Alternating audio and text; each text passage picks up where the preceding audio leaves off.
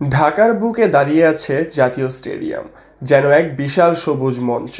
Stadium এখন যেন উৎসবের আগমনী বার্তা শুনছে। আগামী ৯ অক্টোবর এএফসি এশিয়ান কাপ বাছাইয়ে বাংলাদেশ নামবে হংকং চায়নার বিপক্ষে। মাঠ জুড়ে চলছে প্রস্তুতির মহড়া। কাটা হচ্ছে ঘাস, ছিটানো হচ্ছে পানি, সবুজ কার্পেট সাজছে নতুন করে। অপেক্ষা করছে যোদ্ধাদের পদচারণার। প্রতিটি ইঞ্চি ঘাসে মিশে আছে শ্রমিকের ঘাম, মিশে আছে এক জাতির আশা।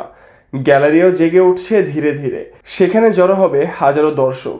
তাদের কণ্ঠে উঠবে এক সুর, বাংলাদেশ বাংলাদেশ।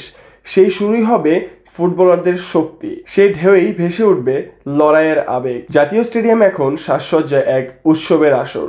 সবকিছু প্রস্তুত, সবকিছু অধীর। অপেক্ষা শুধু বাঁশি বাজবার। তার সঙ্গেই শুরু হবে লাল সবুজের স্বপ্নযাত্রা। এশিয়ান কাপ বাছাই শুধু একটি ম্যাচ নয়, এটি যেন গৌরব আর স্বপ্নের নতুন দিগন্ত।